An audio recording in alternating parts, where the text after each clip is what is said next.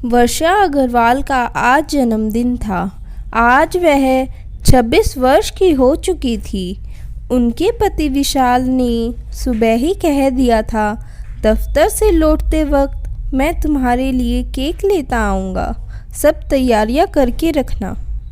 उनके घर में केवल 3 ही सदस्य थे, पति पत्नी और उनकी एक 5 वर्षीय बेटी नीलू। यही उनका छोटा सा परिवार था। विशाल घर से 17 किलोमीटर दूर ड्यूटी करने जाते थे। वह बैंक के एक मैनेजर थे। अपनी कार से बैंक में जाना आना करते थे। दोपहर हो चुकी थी। वर्षा अपनी नौकरानी के साथ मिलकर घर सजाने में जुटी थी। वर्षा अग्रवाल ने फ़ोन करके आसपास भी सभी फ्लैट में रहने वाली सहेलियों को जन्मदिन पर आने के लिए निमंत्रण 2 दिन पहले ही दे दिया था। विशाल आज बैंक से 4 बजे की छुट्टी लेकर कार में बैठकर घर की तरफ चल पड़े। कुछ दूरी पर एक केक की दुकान दिखाई दी। विशाल ने तुरंत ब्रेक लगाई, गाड़ी रोकी, एक केक खरीदा और उस पर अपनी पत्नी का नाम लिखवाया। आधे घंटे में केक तैयार हुआ और पैकिंग हो चुकी थी। विशाल ने वीडियो कॉलिंग के माध्यम से अपनी धर्मपत्नी को बता दिया कि केक तैयार है और मैं घर लौटकर आ रहा हूँ। विशाल जल्दी से दुकान से निकलकर कार में बैठे, कार स्टार्ट की और अपनी घर की तरफ चल पड़े। कार तेज़ी से सड़क पर भागी जा रही थी। कार अभी 15 मिनट भी ना चली होगी। सामने सड़क पर खुदाई हो रही थी। विशाल को अपनी कार रोकनी पड़ी। खुदाई करने वालों ने बताया, साहब आप अपनी कार को दूसरे सड़क से ले जाइए, यहाँ 4-5 घंटे तक सड़क बंद रहेगी।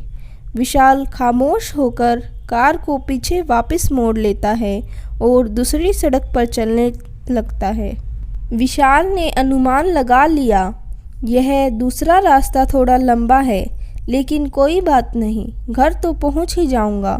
सोचते सोचते कार अचानक रुकी। काफ़ी कोशिश की, लेकिन कार नहीं चली। सामने ही मैकेनिक का एक गैराज था। विशाल कार से उतरकर मैकेनिक के पास पहुँचे और अपनी विपदा बताई। मैकेनिक ने कहा, ठीक है सर, आप आधे घंटे का इंतज़ार कीजिए, देख लेते हैं आपकी कार में क्या कमी है। विशाल को गर्मी के कारण प्यास लगने लगी। उसने दाएं बाएं देखा। 50 कदम की दूरी पर एक झोपड़ी थी। प्यास और तेज लगने लगी। आसपास पानी की कोल्ड ड्रिंक की दुकान भी नहीं थी।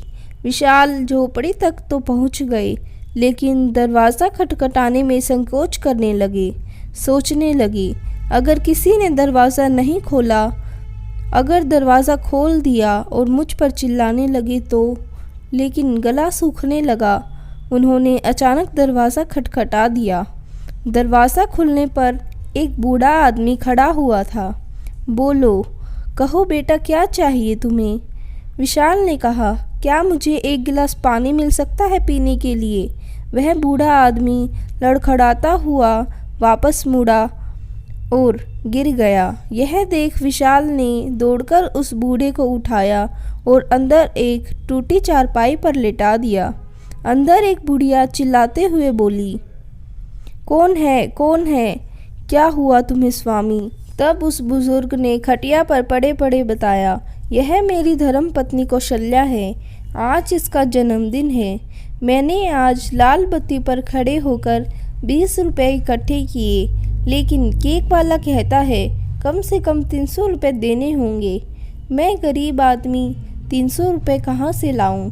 इसी कारण हर साल इसका जन्मदिन यूं ही रह जाता है। और उस बूढ़े ने बताना जारी रखा, इसकी दोनों आँखें एक कार एक्सीडेंट में खो गई थी, लेकिन उस कार वाले का कुछ भी अता पता नहीं चला। हम तो इतने पढ़े लिखे भी नहीं हैं कि उस कार वाले आदमी को ढूंढ सकें। अब यह सारा दिन घर पर ही रहती है। कभी कभी यह मेरे साथ सड़क की लाल बत्ती पर खड़ी हो जाती है।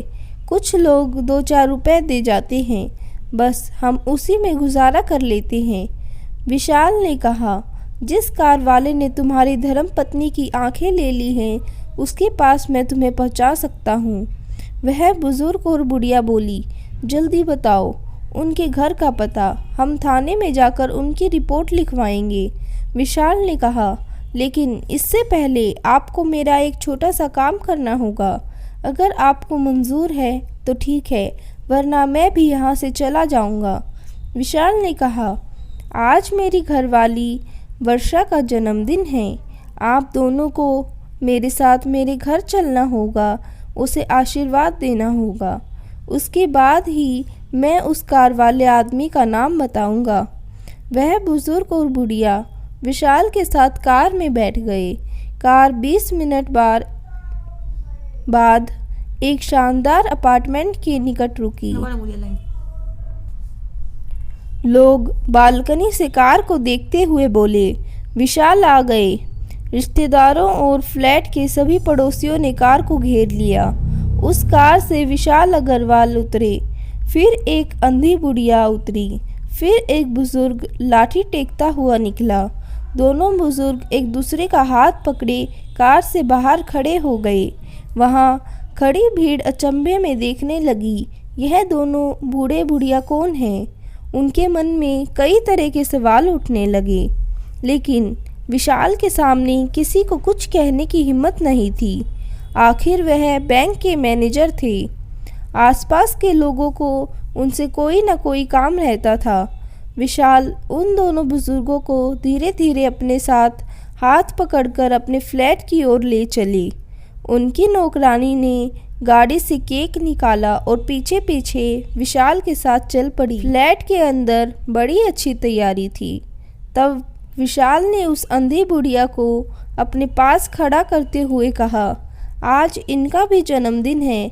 मेरी धर्मपत्नी वर्षा के साथ यह बुजुर्ग माता दोनों एक साथ इस केक को काटेंगे और आप सब लोग जोरदार तालियों से स्वागत करेंगे।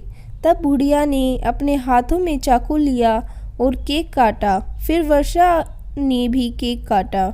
चारों तरफ हैप्पी बर्थडे की आवाज़ें गूंजने लगी।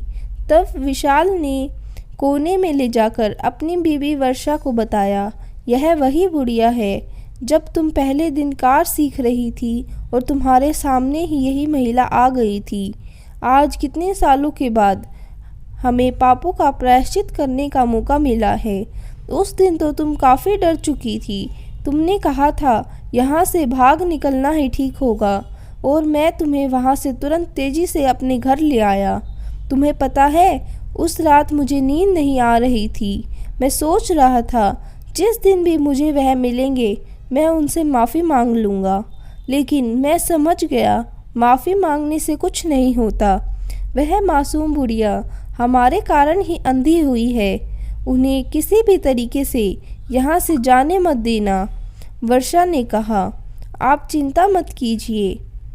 अब यह दोनों हमारे माता पिता बनकर इसी फ्लैट में रहेंगे और हम इनके पुत्र पुत्री बनकर इन दोनों बुजुर्गों की सेवा करने का ही हमारा प्रायश्चित होगा। यह कहानी यही समाप्त होती है। ऐसी ही कहानी सुनने के लिए पीहू की कहानियों से जुड़े रहें और हमारे चैनल के नीचे लाल बटन को दबाना न भूलें। Thank you for watching.